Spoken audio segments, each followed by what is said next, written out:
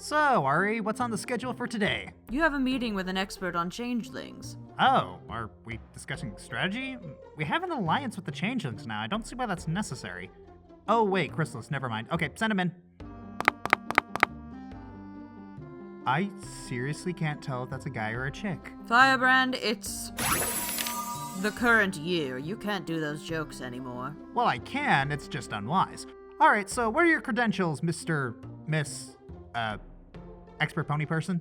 In my times living on this big ball of rock, I've done extensive studies and critical analysis, not unlike those of Einstein or Lincoln or Gandhi or whatever, on this fascinating and complicated species known only as the Changeling. My channel features the most elaborate and extensive study of them the world has ever seen. One look will make you realize that I am the only one qualified. I just googled it. You literally only done one episode review, and that was the times they are a changeling. Exactly! This episode was the only one that compelled me to make an actual review. That should say a lot about the amount of analysis I can bring to the table. It was 5 minutes long. Brevity is the soul of wit. You know what? Fine. Nothing important going on, so why don't we review that episode you apparently have words for? I'd love to. Actually, you promised Shining Armor you would babysit Princess Flurry.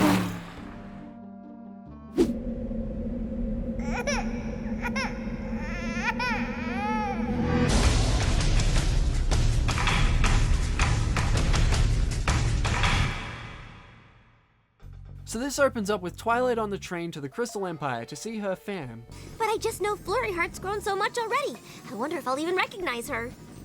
She's the only baby they have, Twilight. I think it'll be pretty easy to figure out who she is. Unless they adopted without telling you. Shining did neglect to inform me about the big wedding thing, so I wouldn't put it past him. Or what if Alicorn development doesn't take 9 months? I mean, the air dates of the one where Pinkie Pie knows, October 17th, 2015, and the Crystaling, March 26th, 2016, were only 5 months.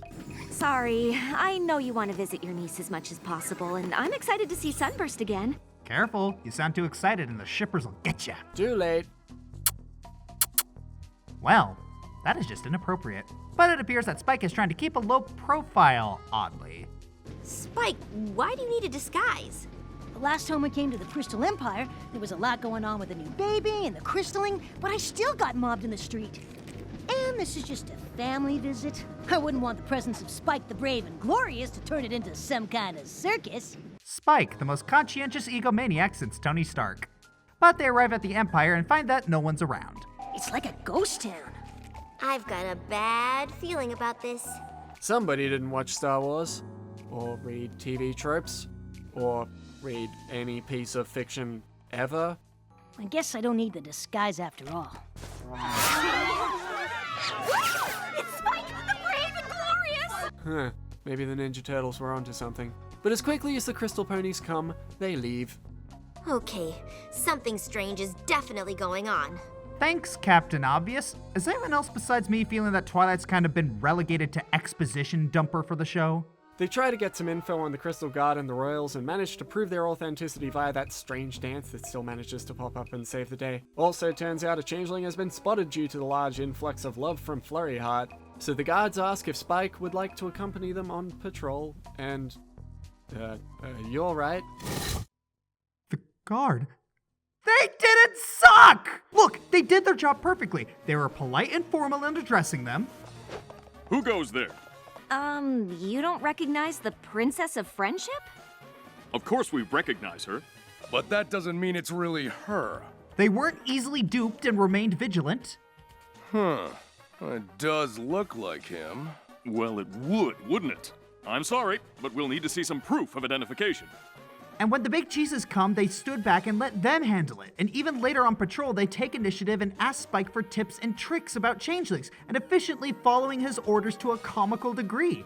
I know it's not a spectacular portrayal, but given how things usually are on the show, the bare minimum is exceptional. I'll take what I can get. Or maybe the Crystal Guard are just better than Celestia and Luna's Guard. Just a thought. But they all split up using the buddy system and Spike falls down a cliff.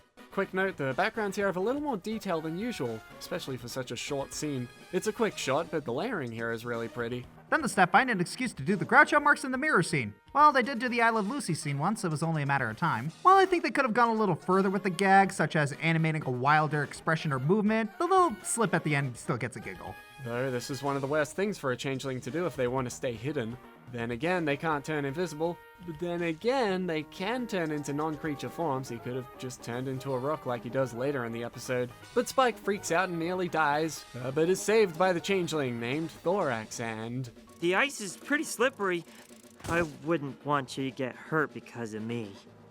Wow, the first time we hear a changeling speak and he sounds like just some guy. He goes on to detail things like how he was born and how he was part of the raid on Cantaloupe and how he ended up in the Crystal Empire.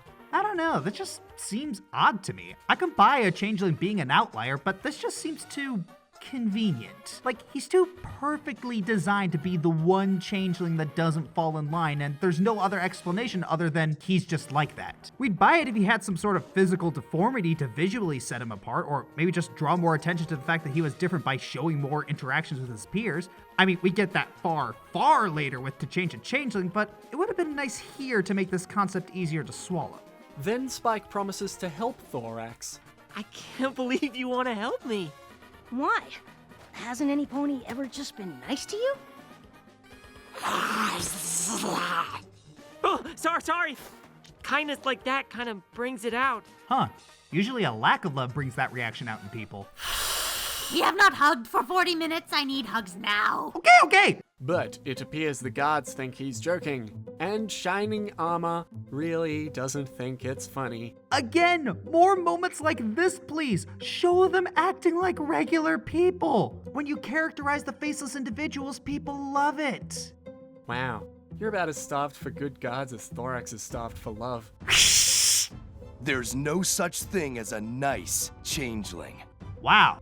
I mean, I get why he thinks that, but that's some pretty overt bigotry there. Hey, if anybody has a right to complain, it's Shining Armor. But then Spike gets the idea to have him disguised as a crystal pony. I see no possible way this can backfire. To be fair, they actually give him a good cover story, despite everyone in MLP being the worst liars of all time. Also, I find it interesting that changelings can transform into whatever their imaginations let them. That isn't a crystal pony that exists. Or is it? Did Thorax kill a crystal pony and steal his form? I think someone's read one too many grimdark fics. But I want to talk about a small plot hole here. At first the streets were empty and everyone was holed up because they were afraid of changelings. Now they're suddenly on the streets. Ironically, during the time we actually have a changeling around. But it appears that people are taking a shine to the disguised Thorax. But he gets a wee bit too close to Flurryheart and blows his disguise. And Spike... What other explanation could there be?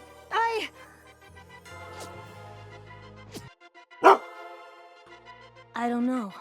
Yeah, the scene is a little hard to watch because it's so goofy. Every time I listen to it, I can only imagine the voice actor in the voice acting booth voicing his blah, hiss lines. I can't quite decide if that's bad voice acting or if it's just impossible to portray a changeling starved on love, not looking really silly.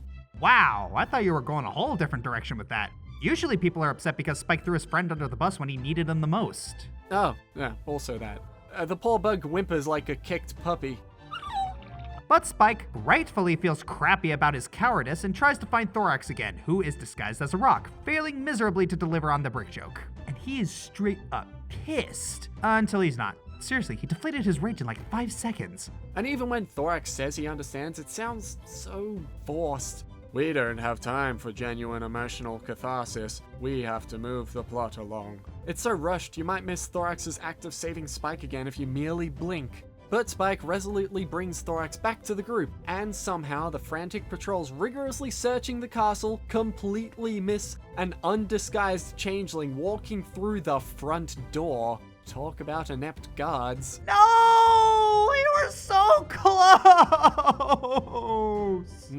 Your tears are delicious. And now we get to Spike singing. Look, I like Spike's voice, but there's a reason that Spike was given a joke song in Equestria games. This is incredibly hard to sit through.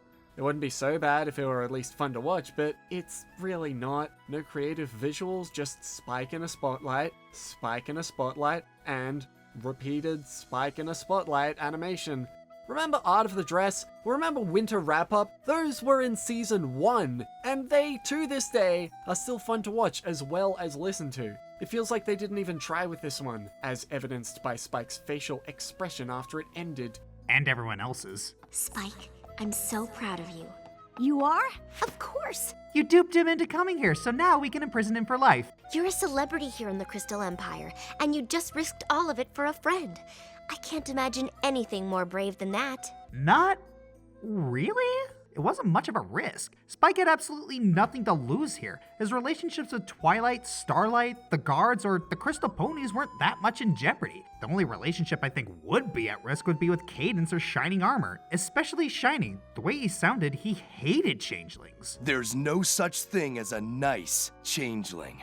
I mean, if they put more focus on that being a risk, I'd be more lenient. Just wait until a few minutes later. Apparently, deep resentment and bitterness is washed away in an instant by the power of tone-deaf, half-baked musical numbers.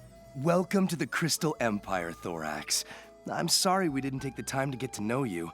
Maybe we can change that now. You remember when Shining got development with Flurry Heart and changed beyond the flawless, bland character he was? I'm not saying he should still remain in this bigoted mindset, but to be fair, that sort of resentment doesn't go away that fast. I think it would have been better here to have Shining more reluctantly accept Thorax. Like, he knows in his head what's the right thing to do, but in his heart, he's still angry. Then, in a future episode, the two of them talk and discuss their differences. Shining gets more screen time and development along with Thorax. They could talk about Changeling culture, maybe Shining probes a little bit regarding Changeling tactics, biology, and defenses. And also, we could see Shining be the overprotective dad to Flurry.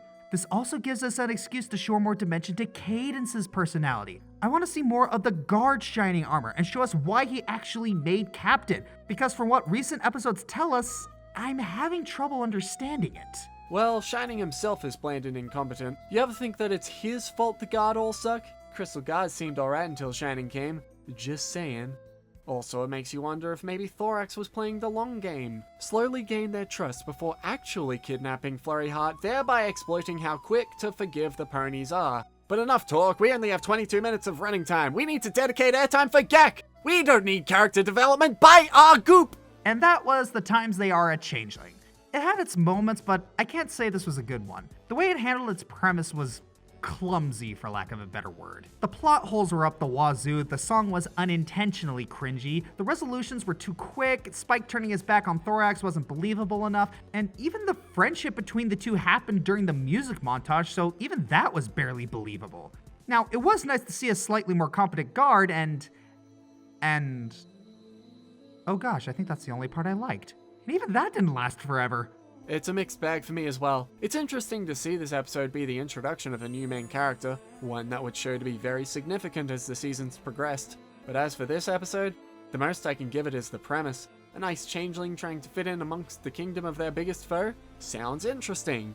Until you bring up Spike's flip-flop character, Thorax's silly black hiss character flaw that never comes back, Shining's entirely unrealistic acceptance of a species that almost ruined his life indefinitely, all culminating in a really underwhelming and unengaging song. It has a little trouble standing on its 2 or 4 feet.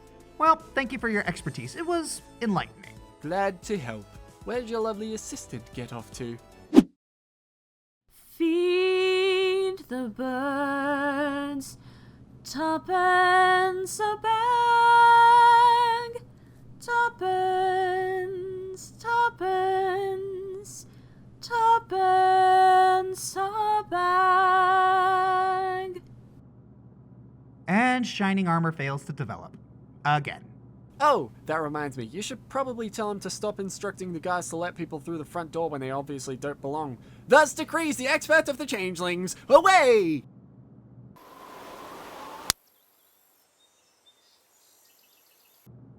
What a strange man. Woman. I don't know. Maybe I'm taking this too seriously.